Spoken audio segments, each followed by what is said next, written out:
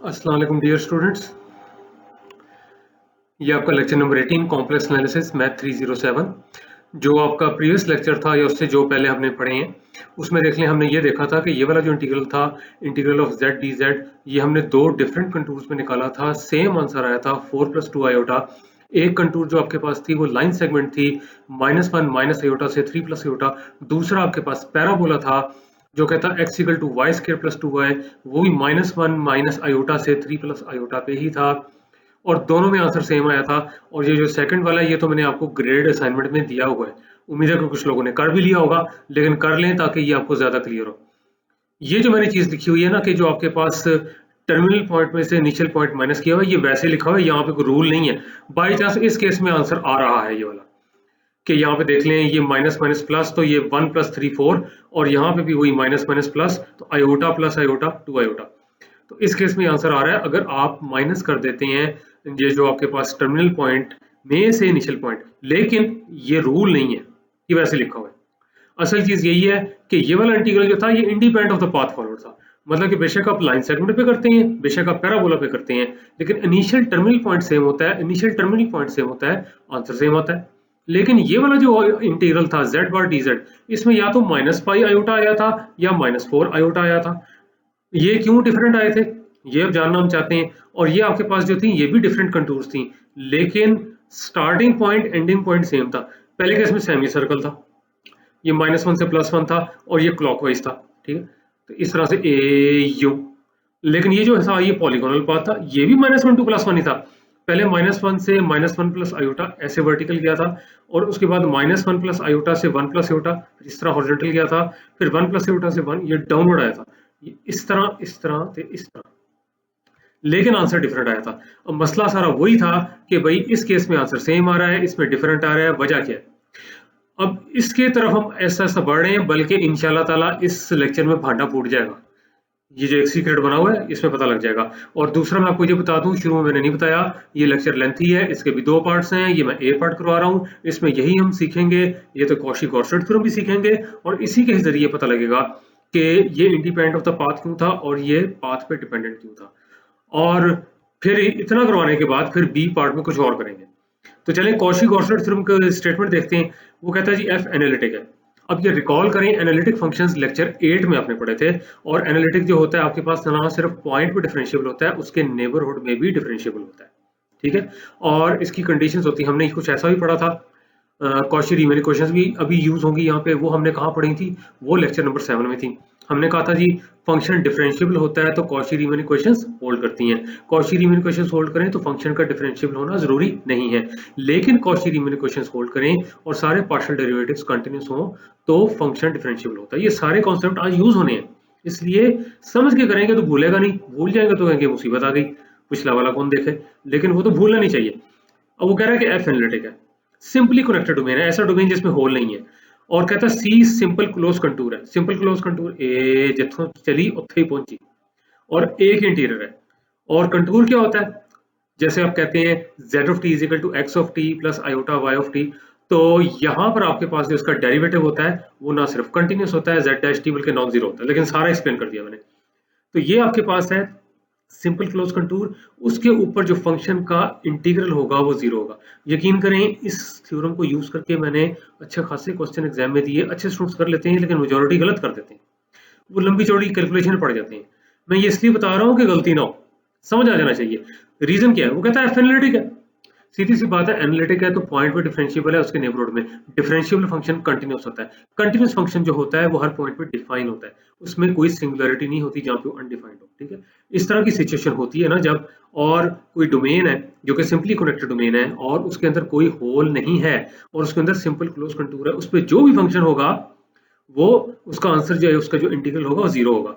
अगर इसकी कोई सिंगुलरिटी सपोज होगी तो डोमेन से बाहर होगी, तो की पॉइंट बता दिया, अगर सिंगुलरिटी डोमेन से बाहर है, अंदर नहीं है, आंसर जीरो होगा। आइए इसका प्रूफ देखते हैं।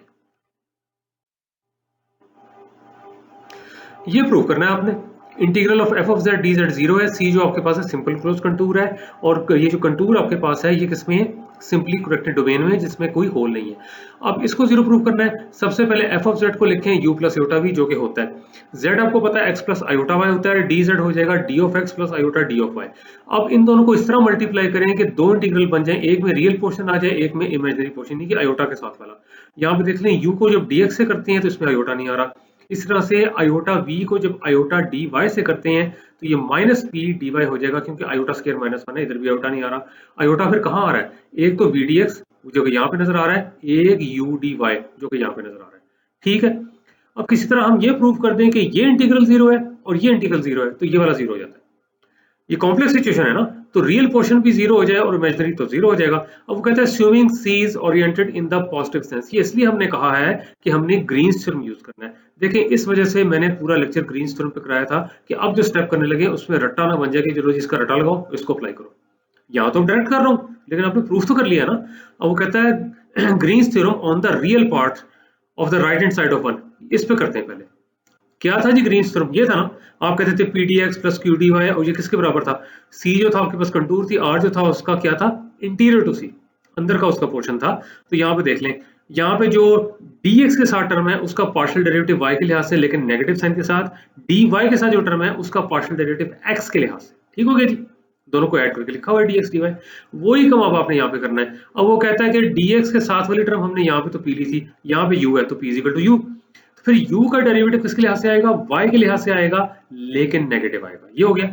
इसी तरह से यहाँ पे देख लें q आपके पास कौन सा वाला है, ये dy के साथ है, dy के साथ माइनस v है जो कि ये वाला है, और अब q का डेरिवेटिव x के लिहाज से तो माइनस v का डेरिवेटिव x के लिहाज से, तो ये वाला जो इंटीग्रल है बाय ग्रीन्स थ्योरम इसके बराबर आ गया। इसको ऐसे भी लिखा जा सकता है। अब एक स्टेप हमने अगली स्लाइड पे किया हुआ है, प्लीज यहीं से समझ लें, क्योंकि आपके पास फंक्शन एनालिटिक है, एनालिटिक है तो डिफरेंशिएबल है, डिफरेंशिएबल है तो कॉची रीमन इक्वेशंस होल्ड करती हैं, ठीक है जी।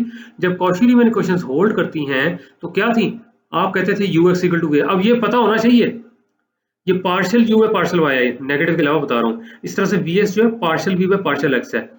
तो अब आप क्या कहते थे, आप कहते थे जी कि ux vy के बराबर है और इसके अलावा uy माइनस vx है, uy माइनस vx है, तो माइनस यू वाई क्या हो जाएगा, वी एक्स हो जाएगा, तो v x minus v x zero, और जीरो का डेफिनेट इंटीग्रल जीरो, इस तरह जीरो होगा। ये अगले उस पर किया हुआ है क्योंकि यहाँ पे हमने ये वाला दोबारा से आगे लिखा हुआ है लेकिन ये डिटेल वहां पे नहीं है। चले आगे चलते हैं। अब हमने क्या करना है, ये जो इमेजिनरी पार्शन है ना, ये वाला जो इमेजिनरी पार्ट बनता है इस इंटीग्रल का, इस पे हमने लगाना है Green's theorem.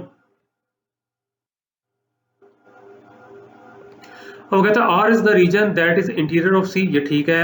If we use the Green's theorem on the imaginary part, तो यहाँ पे ये चीज थी। अब क्या था जी Green's theorem, अब यहाँ पे लिखा नहीं हुआ, हमने कुछ ऐसे कहा था, हाँ जी pdx था प्लस qdy था, और फिर हम क्या करते थे, हम q का डेरिवेटिव x के लिहाज से लेते थे। q क्या था, dy के साथ वाली टर्म, dy के साथ वाली टर्म को हम q लेते थे और इसका पार्शियल डेरिवेटिव x के लिहाज से लेते थे। यहाँ पे u है तो u का पार्शियल डेरिवेटिव x के लिहाज से, ये आ गया u का पार्शियल डेरिवेटिव x के लिहाज से।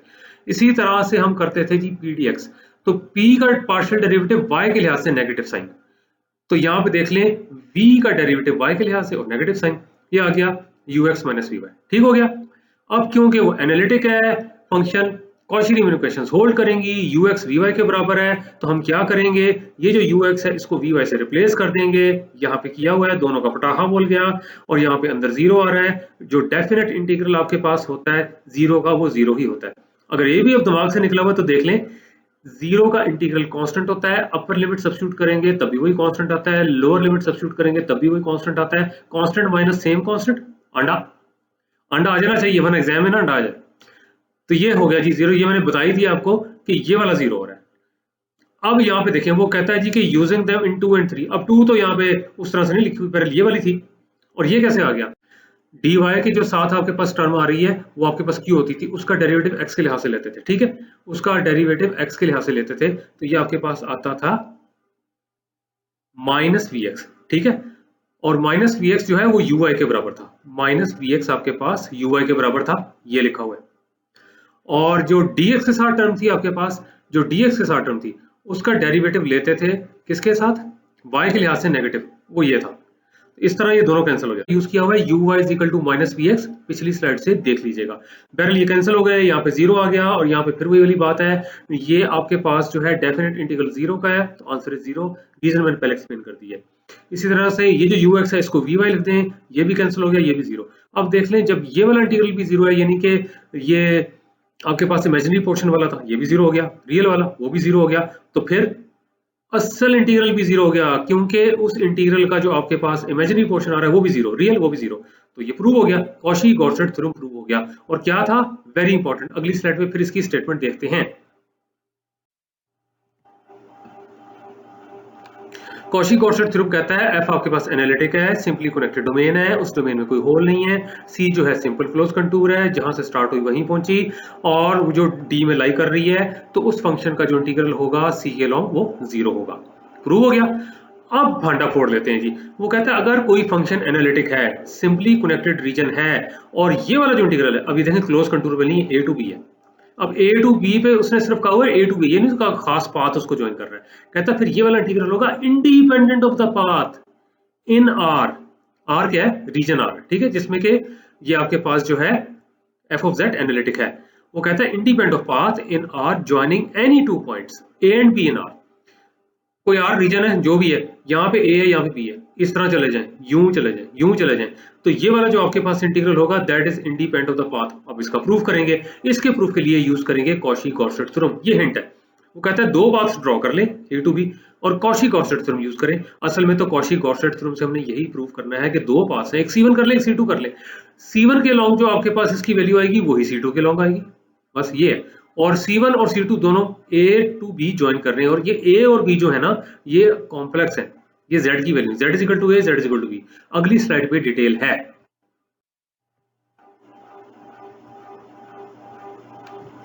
ये लें जी, ये Z is equal to A कर लें, ये Z is equal to B कर लें। कैपिटल A पे Z is equal to small a है, कैपिटल B पे Z is equal to small b है, और ये एक पाथ है जो इनको ज्वाइन कर रहा है, ये एक दूसरा पाथ है जिनको ज्वाइन कर रहा है। पहला वाला C1 है, दूसरा वाला C2 है, और यहाँ पे देख लें ये वाला पॉइंट उसने जो कर्व के ऊपर है वो D लिया हुआ है, यहाँ पे कर्व कर लें, कंटूर कर लें, उसके ऊपर E लिया हुआ है, R रीजन है। कॉशी गॉर्सेट थ्योरम से कहता है कि ये वाला इंटीग्रल जीरो है। क्या था कॉशी गॉर्सेट थ्योरम, उसने कहा था एफ ऑफ जेड एनालिटिक है, पीछे दिया हुआ था कि एनालिटिक है, लेकिन उसने कहा था क्लोज कंटूर, इसलिए हमने ये देख लें। लेकिन लॉजिक बेस्ड है ना मैथमेटिक्स, खाली ए टू बी में नहीं कह सकता था। क्लोज कंटूर क्या बनती है, क्लोज कंटूर ये A E B D A, A E B D A, A E B D A, हाँ जी क्लोज है जी, बिल्कुल क्लोज है, ए से रुके ए पे पहुंची है।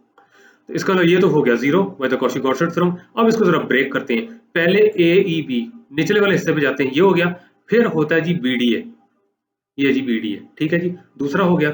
अब ये जो ए ई बी है तो ऐसे लिखा हुआ है, इसको उठा के वो राइट साइड पे ले गए हैं, तो ये माइनस हो गया। अब ये जो ए ई बी है ना, ये देखें, ये तो है आपके पास पॉजिटिव ओरिएंटेशन, ये देख लें ए ई बी जो बनती है, लेकिन ये जो बी डी है ना ये उल्टा आ रहा है, मतलब कि यहाँ पे देख लें ये यू कहेंगे जी पॉजिटिव ओरिएंटेशन, लेकिन जो कंटूर की डायरेक्शन थी वो ए टू बी थी, ये अब आ रहा है बी टू ए, ठीक हो गया। तो इसको एडजस्ट करने के लिए उन्होंने क्या किया है, वही वाली बात, यहाँ पे इन्होंने ये माइनस गायब कर दिया है और इसको भी कर दिया एडीबी, ई से कैपिटल ए की तरफ, यही हो रहा है ना। तो अगर मैं कहता हूँ नहीं जी मैंने तो कैपिटल ए से बी की तरफ जाना है, तो यहाँ पे माइनस साइन आ जाएगा, लिमिट उल्ट जाएगी, लिमिट उल्ट जाएगी। और इसके बाद ये स्टेप देखें, वो बी से ए पे नहीं, वो ए से बी, एडीबी देखें कौन सा है, एडीबी फिक्र से देखें, ये ए, ये डी, ये बी, क्यों किया, इसलिए कि C1 बन जाए, ये C1 था, ये C1 था। तो यहाँ पे देख लें, इसको राइट साइड पे ले गए हैं, यहाँ पे नेगेटिव साइन आ गया है, और instead of integrating from small B to small A, हमने इंटीग्रेट कर दिया small A to small B, और जब small A to small B integrate किया है तो ये माइनस खत्म, ये माइनस बाहर आया तो वो खत्म।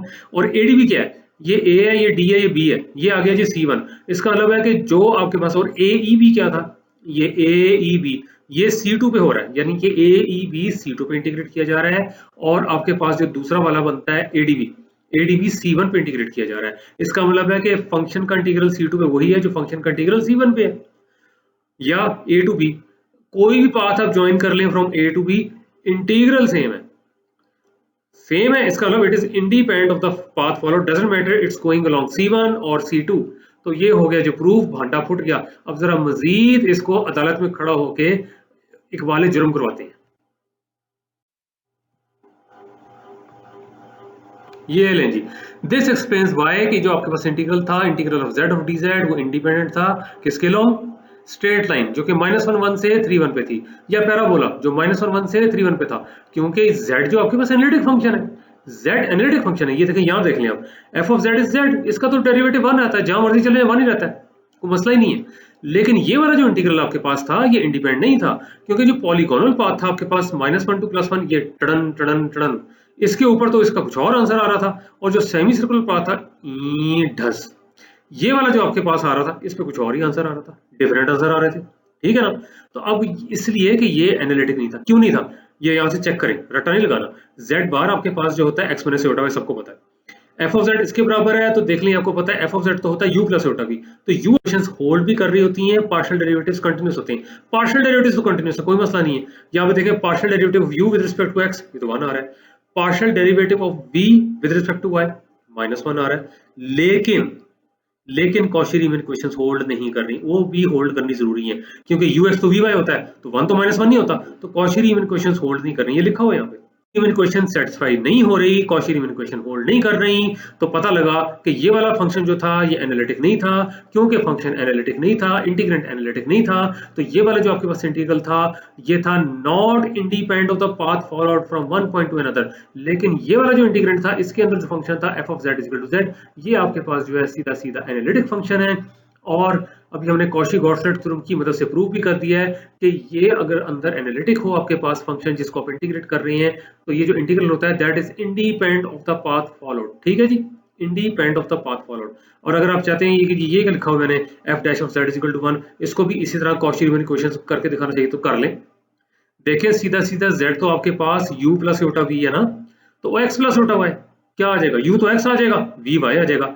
तो यहाँ पे देख लें, ux क्या आ जाएगा 1, vy क्या आ जाएगा 1, तो ये तो सेटिस्फाई हो गई, ये तो आराम से सेटिस्फाई हो गई। के पास uy is equal to minus vx, तो अब यहाँ पे u है तो 0, और फिर उसके बाद v अगर आपके पास y के बराबर है, जुबानी बोल रहा हूँ मैं, इसकी नहीं कर रहा, इसकी नहीं कर रहा मैं, तो z की कर रहा हूँ, x प्लस ओटा y।